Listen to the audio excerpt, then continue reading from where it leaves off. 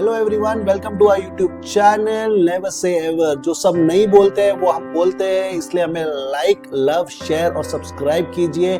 आज हम रिव्यू कर रहे हैं द ओवरऑल द टट्टी show of Indian reality, the manufactured reality, the biggest show, the टट्टी show, the Bigg Boss show season 18 का हम रिव्यू करते हैं। और अब मैं आज बताऊंगा क्यों मैं इसे टट्टी शो कहता हूँ, क्योंकि क्या हो रहा है इस शो में, क्या क्या करने की कोशिश किया जा रहा है। किसी का बोलते ना पर्सनैलिटी कोई रिवाइव करने की कोशिश करे, कईयों को चीज थोपने की कोशिश किया जा रहा है, कईयों को बेचने की कोशिश किया जा रहा है। अरे यार, ये रियलिटी शो है यार, पूरी वोक ऑडियंस है। आज टीवी पे भी जो बैठ के देख रहे हैं वो भी वोक की ऑडियंस है, कोई बुद्धू नहीं है। और बिग बॉस जो बेचने की कोशिश कर रहा है कुछ समझ में नहीं आ रहा है। किसी को लाडला बना रहा है, किसी को एमजी दे रहा है, किसी को पहले निकाल रहा है, किसी को रख के भी निकाल रहा है, किसी को रखना चाहिए उसे भी निकाल रहा है। फिर गेम में ऐसे ऐसे घुमा के खुद खेल रहा है और फिर बोल रहा है कि आप ऐसे हो। और कईयों की पर्सनैलिटी खराब, कईयों को टॉर्चर, कईयों को इन्फ्लुएंस, कईयों को डायरेक्शन, कईयों को टारगेट। ऐसा रियलिटी शो तो हम नहीं देना चाहते हैं। हम क्या चाहते हैं कि ऑर्गेनाइजेशन एक ऑर्गेनाइज करे, ये नहीं कि ऑर्गेनाइज खुद खेले और फिर बोले ये आपका विनर है, आपने इसी को प्यार दिया है। ऐसा नहीं होता है भाई। तो ये वो ऐसा बिग बॉस शो है जिसे तो प्यार नहीं, गालियां मिलनी चाहिए। और इसलिए ये द ऑफिशियल टट्टी शो है रियलिटी के नाम पे, क्योंकि ये मैन्युफैक्चर्ड है।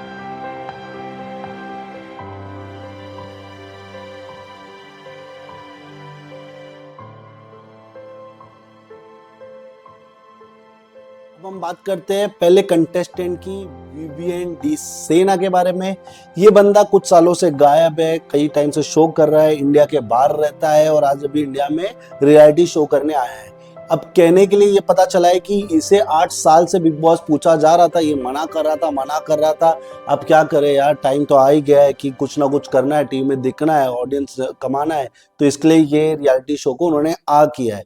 अब इनको इंट्रोड्यूस किया गया था विवियन डी सेना को शो में एज बोलता ना बिग बॉस का लाडला बोल के, और इसको फिनाले तक लेके जाने का वादा दिया था।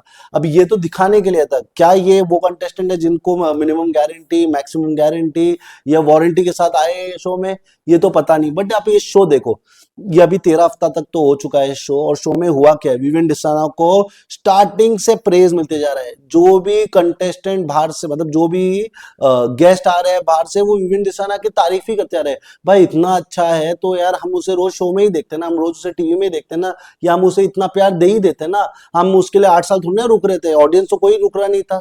तो 8 साल से मतलब जो बंदा इतना फेमस है, जिसके बारे में खाली अच्छा ही सुनने मिल रहा है, जितने भी गेस्ट आ रहे हैं, क्योंकि गेस्ट को पेमेंट बिग बॉस से मिल रहा है। तो जो भी गेस्ट आ रहे हैं, बोलो यार रोहित शेट्टी बोलो, फराह बोलो, फराह ने तो चलो थोड़ा थोड़ा ये ओपन खोल दिया था, बट फिर रफ्तार बोलो, सबको ये याद है यार, ये ड्रैकुला बना था। मतलब ये तो मुझे लग रहा है ये जब ड्रैकुला बना था तब ट्वाइलाइट सीरीज आके वर्ल्ड वाइड हिट हो गई थी, तब ये ड्रैकुला बना था।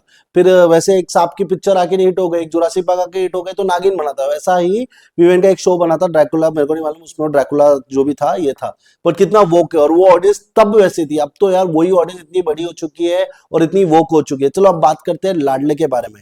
अब ये बना बिग बॉस का लाडला, शो में आया, शो में इतना प्रेज मिला मतलब मुझे लगा यार ये वैसा शो है जहाँ विवेन का पर्सनैलिटी बनाया जा रहा है, क्योंकि विवेन को आगे शो मिल सकता है। कलर्स उसको यूज करना चाहता है और कलर्स को मालूम है ये हमारे को छोड़ के किधर जाएगा ही नहीं। तो इसको आगे यूज करने के लिए और इससे आगे और कंटेंट बनाने के लिए इसकी पर्सनैलिटी को चमकाया जा रहा है।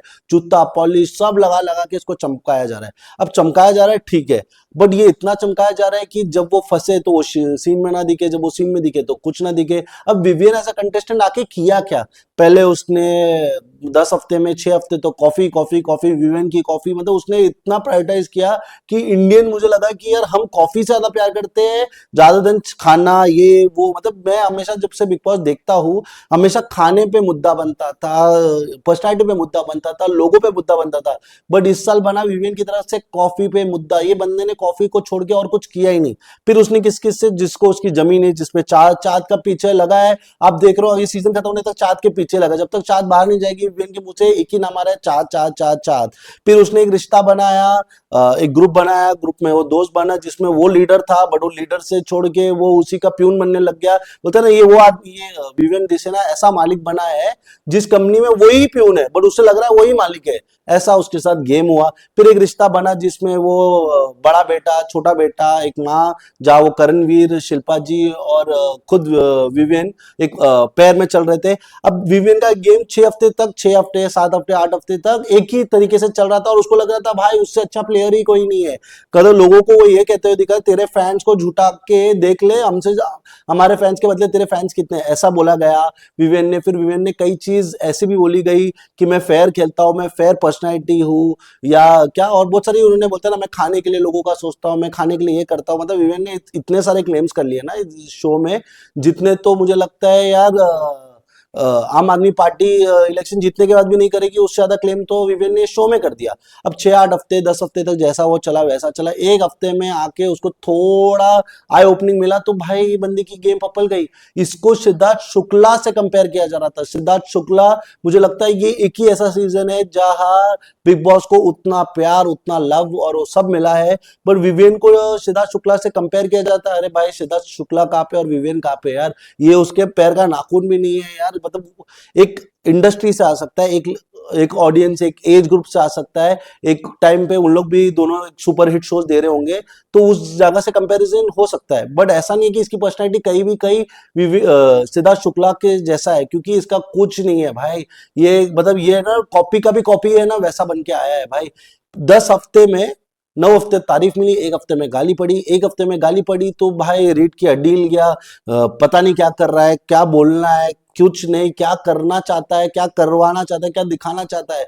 लोग पागल हो चुके हैं। मतलब जो लोग फैन है वो तो वन साइड फैन वाले हैं, वही फैन उसको सपोर्ट करे, नहीं तो इस बंदे का गेम में भी गेम नहीं है भाई, गेम में भी गेम नहीं है। अब एक हफ्ते का बात सुनने के बाद ये थोड़ा पपल गया, ऐसा पपल गया है कि इसे पता ही नहीं ये कर रहा क्या है। वो किसी पे आलचन, मतलब किसी पे क्या वो बोलता है, आलचन आंचन कुछ, किसी पे आरोप लगा रहा है, किसी को ये बोल रहा है, पर जिसने उसको तमाचा मारा है शो में, उसको तो वो बोल ही नहीं पा रहा है, क्योंकि उसको पता है अगर इसको भी बोल दो तो मैं घर पे ना घर का ना घाट का हो जाऊंगा। ये है विवेन डिसेना का गेम। विवेन डिसेना का एक रिश्ता था शिल्पा जी के साथ, करणवीर के साथ, जिसपे वो उलझ उलझ के चल रहा था, आगे चल रहा था। उसको लग रहा था कि ये लोग मुझसे स्टारडम खा के आगे बढ़ रहे हैं, बट इवेंचुअली पता चला उसको लेटली कि वो उनके भरोसे आगे चल रहे, नहीं तो वो भी उसका शो में कुछ था नहीं, क्योंकि विवेन कॉफी के बिना तो और कुछ है नहीं। क्योंकि एक तो विवेन कॉफी चली है, अब एक बग्गा जी की चाय चली है। अब विवेन कॉफी को छोड़ के, शिल्पा जी का रिश्ता छोड़ के, विवेन को किसी ने, मतलब जो उसने दोस्त बनाए शो में, वो उसको दगा दे रहे उसको। मतलब वो ऐसी गाड़ी का फ्रंट टायर है, जो रिक्शा में फ्रंट टायर होता है ना, जो डायरेक्शन लेस है, और पीछे के टायर उसको डायरेक्शन दे रहे हैं। सोचो ना, विवेन को कहा गया था कि आपकी ये स्टोरी रबड़ हो गई है, आपकी शिल्पा जी और करणवीर की स्टोरी रबड़ हो चुकी है, बट यही रबड़ स्टोरी को वो आगे जाके बेचा जा रहा है, बेचा जा रहा है, बेचा जा रहा है। और अब तो सीन ऐसा बदल गया है कि पहले विवेन को बोला ये चीज रबड़ हो रही है तो ये स्टोरी छोड़ दे। अब जो जिसने उसको ये बोला था कि स्टोरी रबड़ हो रही है, आज वो ही जाके शिल्पा जी से भी बात कर रहा है, करणवीर से भी बात कर रहा है, और विवेन की टॉपिक पे डिस्कस कर रहा है। सोचो ना यार, जो उसको बोल रहा है, विवेन को बता रहा था कि आप गलत चल रहे हो, आज उसी का टॉपिक, उसी का कंधा, उसी का पूरा स्केलेटन लेके दूसरे के जाके डिस्कस कर रहा है और खुद अपने बाइट जमा कर रहा है। मतलब ऐसे दोस्त तो यार दुश्मनों को भी नहीं मिलने चाहिए जैसे दोस्त विवेन ने कमाए हैं।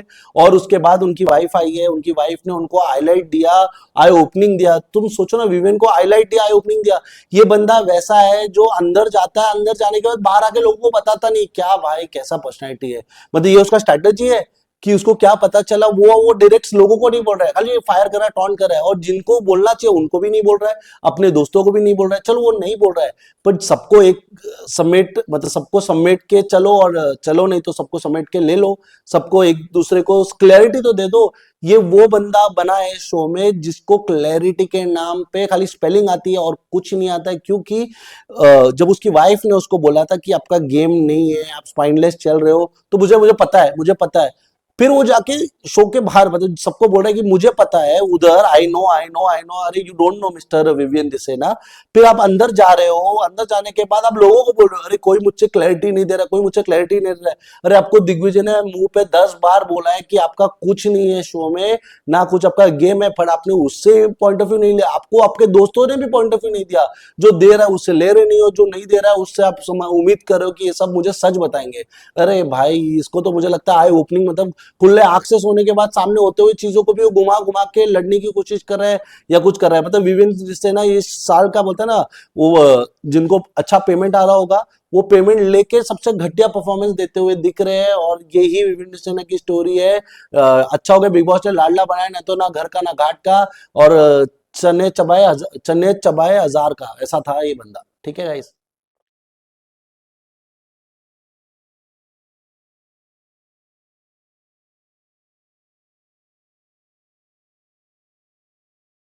अब हम उस कंटेस्टेंट के बारे में बात करेंगे जो खुद लाडला का चेला ओके, लाडला बनने की ख्वाहिश रख के लाडला को चेला बनाने की कोशिश कर रहा है। बोलता है ना, रास्ते पे ऊपर चढ़ने की पहाड़ चढ़ने पे जिस चीज की मदद लगेगी सबका लूंगा, पर पहाड़ चढ़ने के बाद सबको भूल जाऊंगा। जो एक लौता खेल रहा है अपना मिश्रा जी का लड़का अविनाश मिश्रा। भाई ये एक ऐसा कंटेस्टेंट है जो बोलते ना सेल्फ मेड, सेल्फ प्रोक्लेम, सब चीज सही खुद समझने वाला, खुद की एक अच्छी आइडेंटिटी रखने वाला। मतलब वो ऐसा बंदा है जो सबकी नैरेटिव रख के फिर बोलता है कि आप मेरी नैरेटिव बनाने की कोशिश कर रहे हो। ये नैरेटिव में भी नैरेटिव का किंग है, जिसकी तारीफ में मैं शब्द अच्छे बोलने की कोशिश भी करूं तो भी यार अच्छे हो नहीं सकते, क्योंकि सच्चे बात सच्चे होते हैं और अच्छे तो कुछ नहीं होते।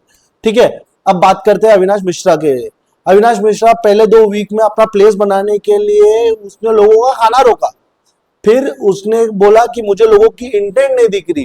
फिर उसने मतलब वो एक फ्लेवर में आया, उसे लगा कि उसको इंपॉर्टेंस मिल रहा है, बाहर जाके अंदर भी आ गया।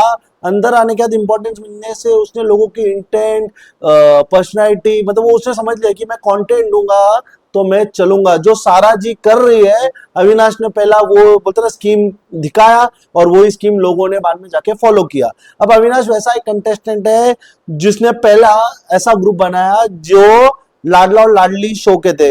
एक तो विवेन डिसेना जो लाडला थे और एलिस लाडली थी। ये दोनों को अपनी टीम में लिया, ये दोनों को समझा, ये दोनों के ऊपर बोलते हैं ना ग्रो किया, और फिर अभी इन दोनों को ऐसा दबा दिया है कि जो लाडला लाडली थे वो भाई वो चेला चेली लग रहे हैं। ठीक है, अब अविनाश ने शो पहले ऐसे किया, फिर उसको लगा कि 2-3 बार सलमान ने उसको सुना दिया, सलमान ने 1-2 बार सुना लिया तो उसने अपना गेम ठंडे के रास्ते पे किया। तो ये एक ऐसा कंटेस्टेंट है जो 60 दिन नेगेटिव खेल रहा है, 40 दिन अच्छा खेलने की कोशिश कर रहा है, फिर भी उसके मन में है कि वो ही खेल रहा है, यार वो ही शो बना रहा है, और वो ही क्लैरिटी रख रहा है, और वो ही सबको सब चीज को सही डिकोड कर रहा है। बट एक्चुअली डिकोड नहीं कर रहा है, वो बिग बॉस की राह जैसी चल रही है उस राह को पकड़ के वैसा खेलने की कोशिश कर रहा है। इसके थ्रू वो आगे जाएगा, बट शो तो जीतते हुए नहीं दिखेगा। अब जब तक अनलेस कोई बहुत ही बुरा कर ले तो अविनाश तो शो नहीं जीतेगा।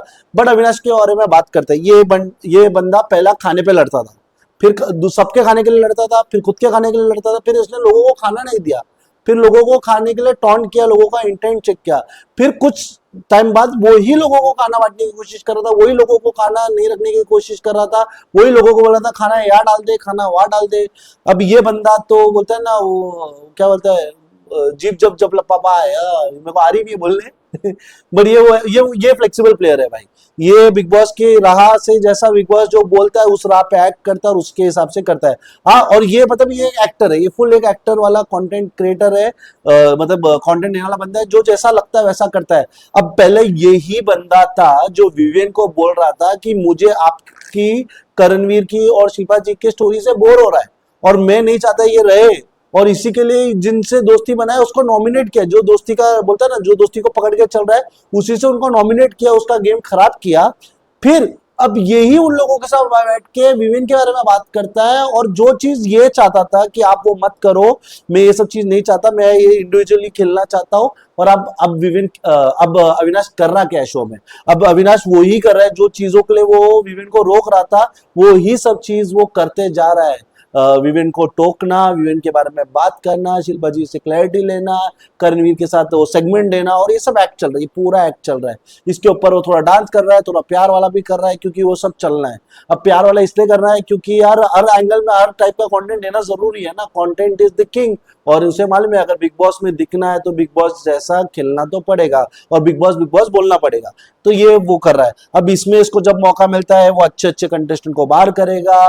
मतलब सोचो ना, ये 1.1 मिलियन या 1.2 मिलियन से इस शो में आया था, अब जाके 1 पॉइंट आज जाके 1.6 मिलियन हुआ है, कल तक ये 1.5 मिलियन ही था। तो इसको फैन बेस तो बनी नहीं है, ये खाली बिग बॉस के थ्रू आगे चार टॉप 3 टॉप 2 टॉप 5 पे चलेगा और बोलते ना फिर कुछ बाइट्स देगा और फिर कुछ ना कुछ रियलिटी शो करके आगे बढ़ने की कोशिश करेगा। बट इस खिलाड़ी में वो खेल भी नहीं है, ना ये खेल सकता है। ये खाली बोलते ना चेला बन के, वो बोलते ना कुछ कीड़े अपने बॉडी पे ग्रो करके फिर अपने को ही तकलीफ देते, ये वैसा कीड़ा है मिश्रा जी का लड़का। इसने कईयों को कई चीज उल्टी बोली, लड़कियों को गलत भी बोली, धमकी देने की कोशिश भी की, मतलब और क्या मैं बोलूं, किनको ट्रिगर भी किया, बहुत सारा चीज किया, मतलब इसने सब कुछ किया है। लोगों को हर्ट भी किया, इमोशन भी किया, खाने पे रोक भी दिया, गेम चेंज भी कर दिया। और सोचो ना, इसके गेम चेंज पे बिग बॉस कह रहा है कि ठीक है चलो एक्सेप्ट कर रहा है, पर दूसरे लोग जो ट्रॉफी के लिए खेल रहे हैं, पता है रिश्तों का बिग बॉस क्या है, रिश्तों का खेल था।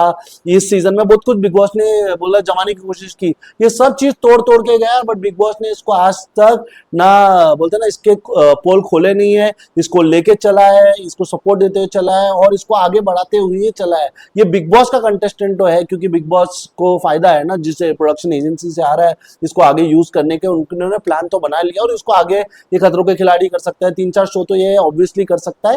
हाँ, और पर्सनैलिटी वाइज में डांस कर सकता है, लुक कर सकता है, तो ये है।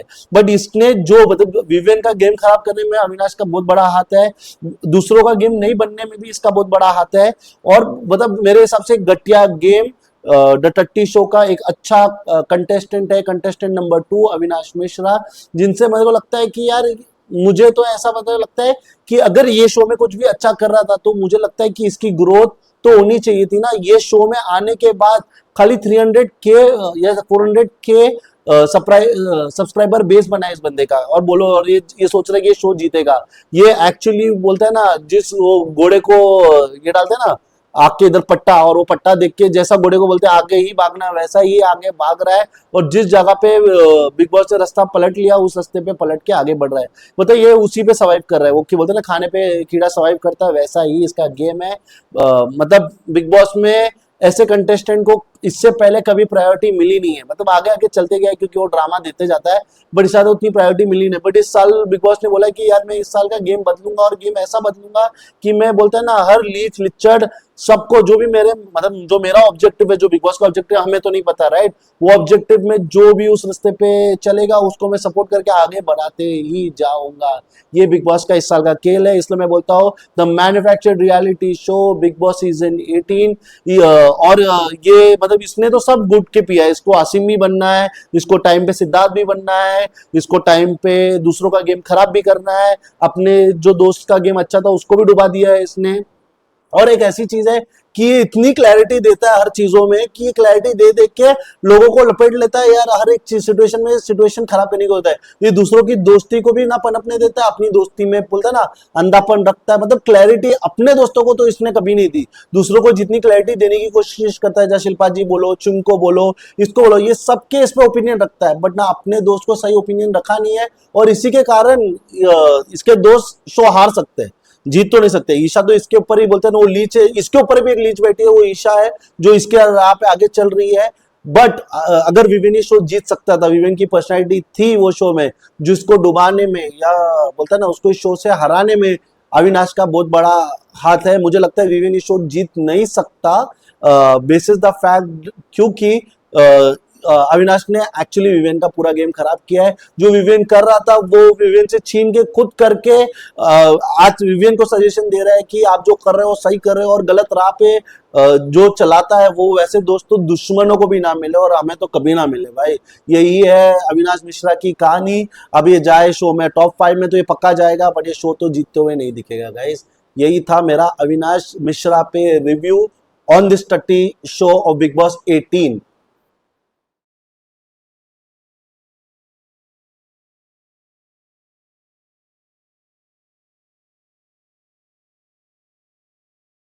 अब हम उस कंटेस्टेंट के बारे में बात करना चाहते हैं जिसका नाम है दिग्विजय राठी। जिसके नाम में विजय है, वो जीत ही कैसा सकता है, ये मुझे आज अब पता चला या पहली बार पता चला।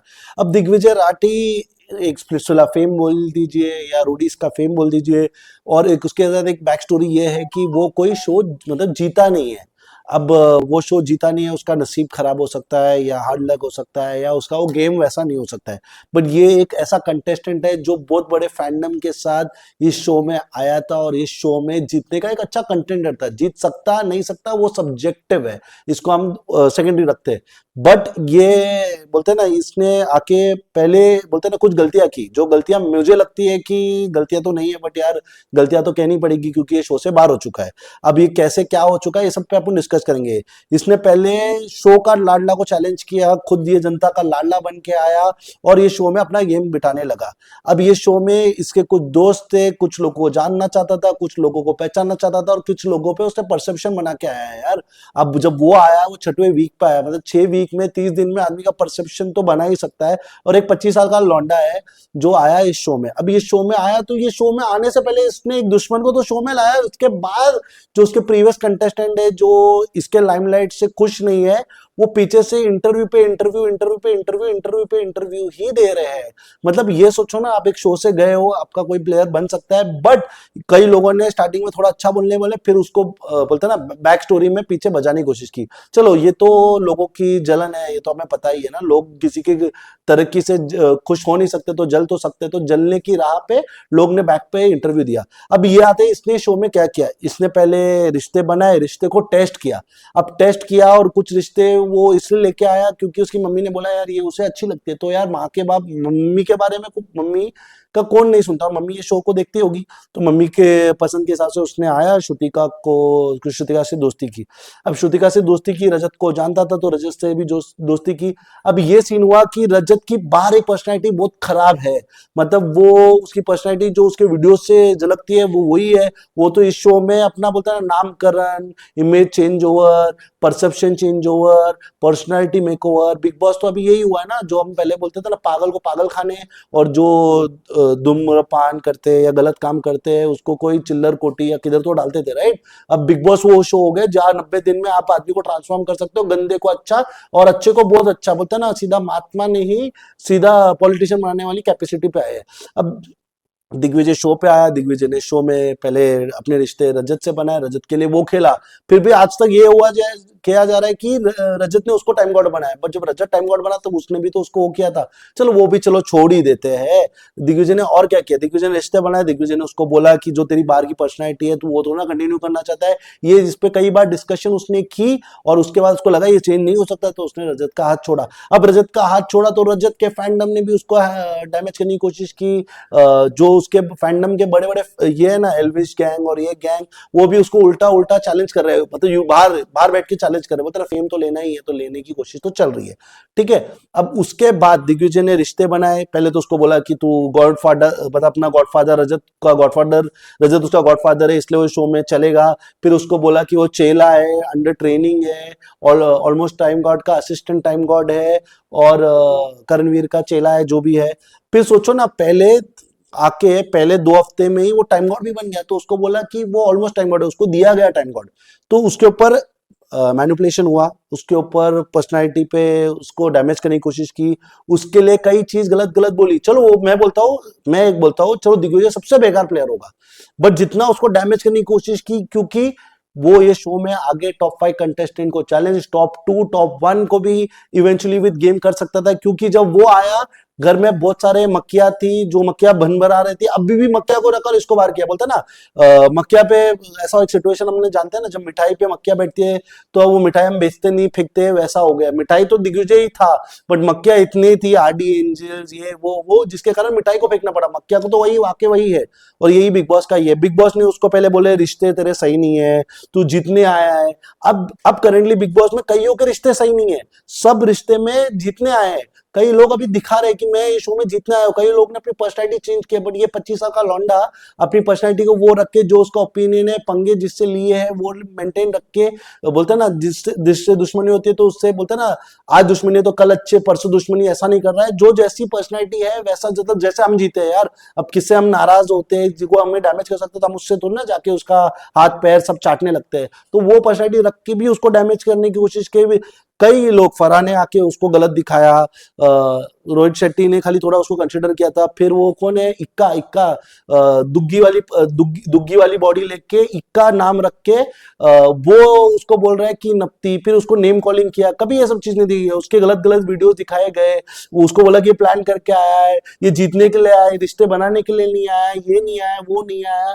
और उसको हर वीक में टॉर्चर डैमेज करते जा रहे थे। इवन सलमान खान ने उसको मतलब मोटिवेशन में कुछ किया नहीं, उसको जितना डैमेज देना था डैमेज दिया, और जितना उसको डैमेज दिया वो उसको कंटेंट दिखाया, उसका कंटेंट और कुछ दिखाई नहीं।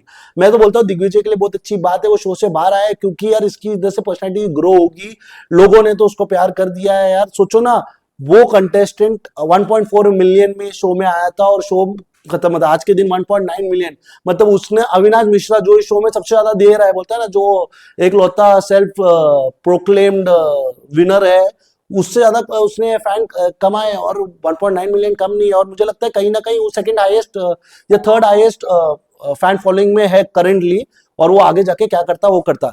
अब दिग्विजय के रिश्ते पे हैम्पर हुआ, दिग्विजय के गेम के ऊपर हैम्पर हुआ। दिग्विजय शो में आया है क्योंकि किसी और ने उसको लाया, नहीं तो दिग्विजय आता ही नहीं था, तो बिग बॉस लाना ही नहीं चाहिए था ना। आप काली कशिश को लेके आते थे। फिर उसने किसी को गलत नहीं बोला। कशिश देखो वैसी लड़की है जिसको फायदा ही चाहिए। कशिश कशिश के बारे में हम वैसे भी बाद में बात करेंगे, बट सोचो दिग्विजय ने उसको क्या बोली और कौन सी बात गलत लगी।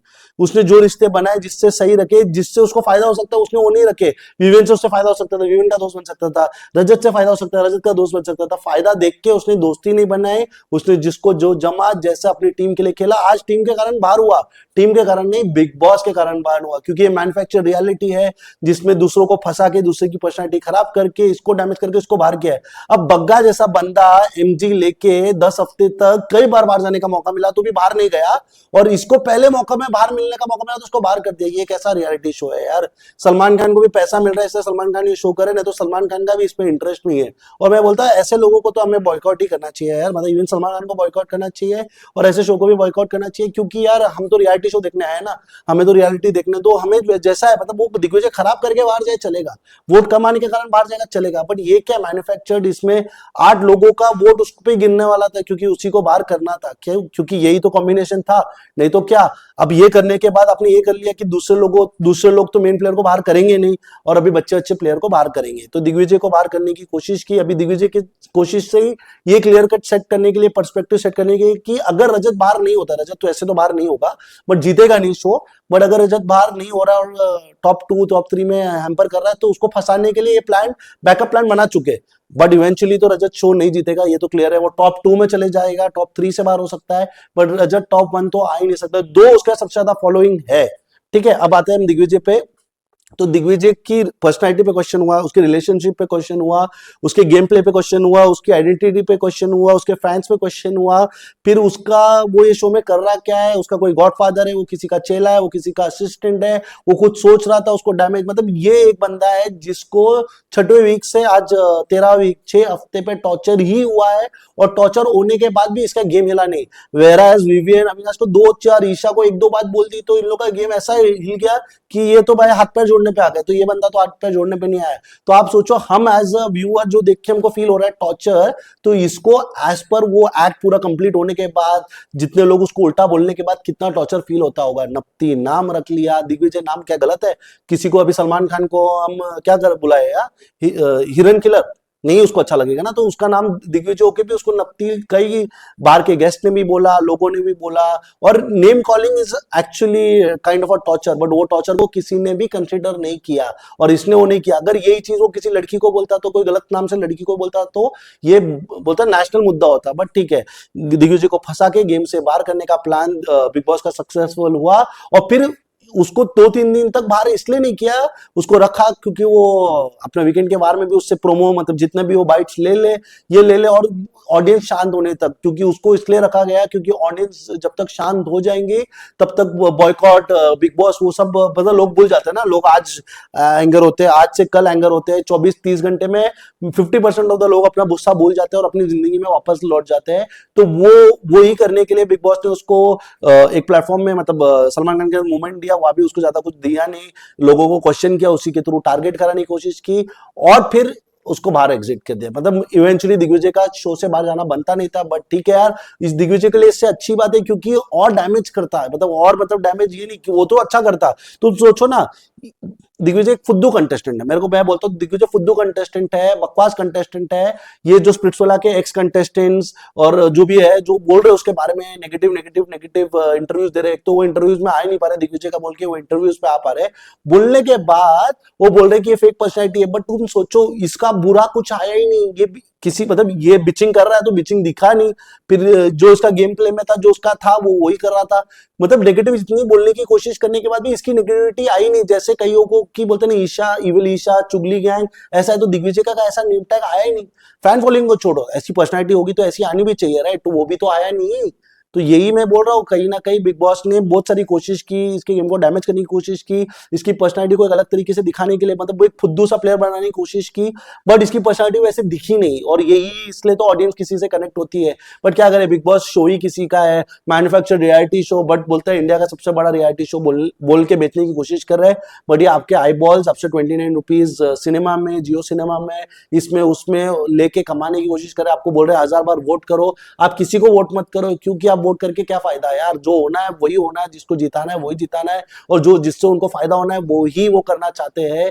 तो गाइस प्लीज मतलब दिग्विजय से, अगर आप दिग्विजय से प्यार करते हो तो बॉयकॉट करो, या आपको लगता है कि देखो आपका कंटेस्टेंट जीते ना जीते, अगर वो टॉप 5 वाले में है, जो मेरे को पता है जो 5 है वो उसमें है, तो आगे जाएगा, और जो दूसरे लोगों के फैन फॉलोइंग वो उसके कुछ फायदा नहीं, वो इवेंचुअली आज कल परसों हैम्पर होके बाहर होने ही वाले हैं। बस यही था।